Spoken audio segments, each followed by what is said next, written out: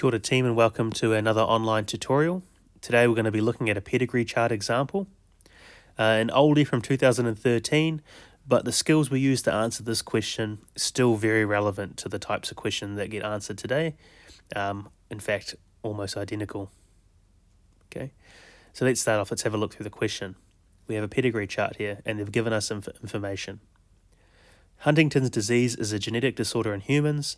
It is caused by a dominant allele, capital H, and our normal allele or unaffected individuals will have the recessive genotype, little h, because it's told us that the normal allele is recessive here. Using capital H and little h, our alleles above, give two possible genotypes for an individual who has Huntington disease. Okay, we're going to do that for A. So they've given us the alleles. When we deal with pedigree or Punnett square questions for both of these types, we know that when we think about the genotypes, there are only really three potential options. Okay, they can be homozygous dominant, okay, big H.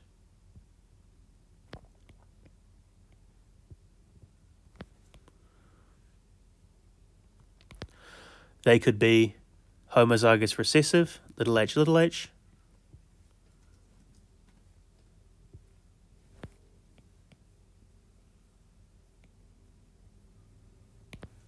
Or they could be heterozygous, have one of each, big H, little h.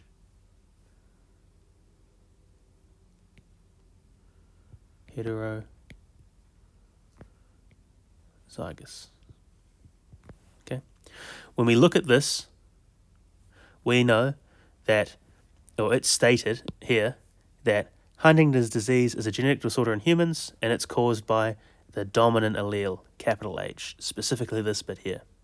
Okay, so we're looking for any of these three genotypes that have a dominant allele present. And we can see our homozygous dominant and our heterozygous both have dominant alleles present. Okay, so to answer A, give the potential genotypes of someone who has Huntington's disease. We now know that's homozygous dominant or heterozygous. Okay, and that would be for A. Now, let's look at B. State the genotype of individual 9, and I'm just going to take my my highlighter and just mark 9 in the pedigree chart above. State the genotype of individual 10. Again, just going to mark 10 for future reference. Explain how you worked out the genotype for individual 10. You should support your answer by using evidence from both parents and children of individual 10. Okay, so let's have a look. We can see, as referenced up here, our recessive allele is our unaffected. And unaffected in our pedigree chart are denoted or marked by a clear or white box or circle. Okay, and we can see that 9 is clear, unaffected, meaning they only have the recessive allele. So we can quite quickly knock that one on the head and just say 9 equals homozygous recessive, little h. Okay. Now we're going to have to look at our parents and children of 10. So we look on the pedigree chart. We can see that 10 is offspring of 1 and 2. Okay. And that 2 was or is unaffected, meaning that they only have the recessive allele, much like 9. So even if 1 was pure breeding homozygous dominant, okay, all offspring would still carry the recessive allele, and we can prove that really quickly. Okay, so if we were to have a look, go away.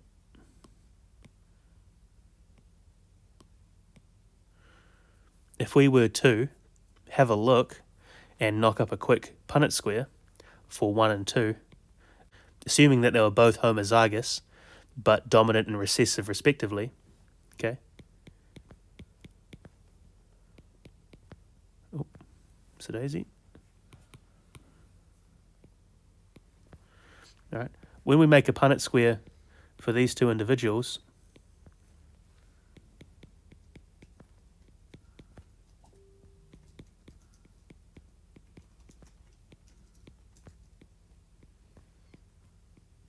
we can see 100% of the offspring would be heterozygous and contain that recessive allele, meaning that 10 must contain that recessive allele, and because our individual is affected, we know that they have the dominant allele too.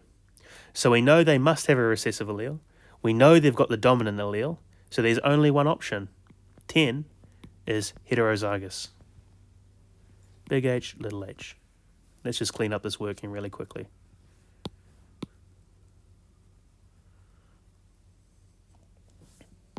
Cool. So that's A and B done. We can expand on our answer for B by looking at the children really quickly, and saying that because in the offspring, one of the offspring is exerting or showing the recessive gene or phenotype, recessive allele or phenotype is being expressed, we know that 10 must have that gene to pass on to 17. And that's a note that I would make if I was writing my answer in full. Okay, let's look at C. C, it's asked us to draw a Punnett square to show the possible genotype of children from our two parents, 9 and 10.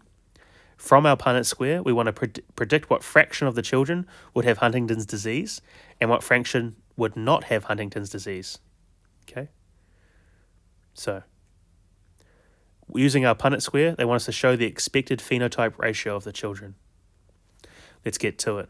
So we know from our question before that individual 9 is homozygous recessive, individual 10 is heterozygous. We're now going to draw up a Punnett square for them.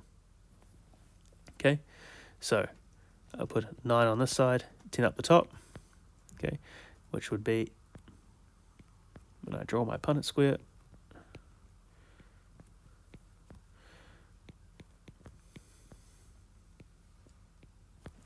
I always start with my dominant, just so it's at the front of my genotypes. I've only got the one, so it makes it really easy. Now I'm just going to go through and do my recessives. Okay, cool. What can we see? We've got two potential genotypes from this one here. We've got two squares showing heterozygous, two squares showing our homozygous recessive. Remembering that each square is a 25% chance, or a 1/4 chance. Okay, so we've got a half or 50% chance of being heterozygous and a half or 50% chance of being homozygous recessive. Okay, so our ratios would be 2 to 2.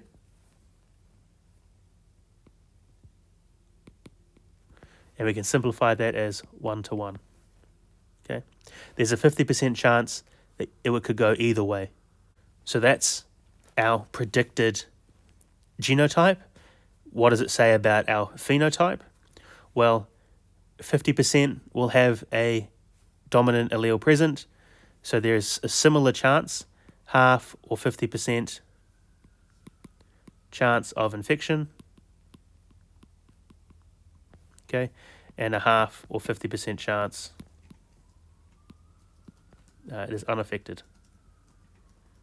Okay, and again our ratios are the same, 1 to 1 or 2 to 2. Half a chance that would go either way. Okay, 50%, 50-50. So that tells us our genotype ratio and our phenotype ratio. Again, this is our expected, not reality, just what the chances are. Expected phenotype ratio. Okay. So for D, it says, in the pedigree chart, the phenotype ratio of Huntington's disease is not the same as our predicted ratio. Okay. Give reasons why the predicted ratio in the Punnett square and the observed ratio of the children may not be the same. Now, this answer is chance. Okay. Each child born has a 50% chance.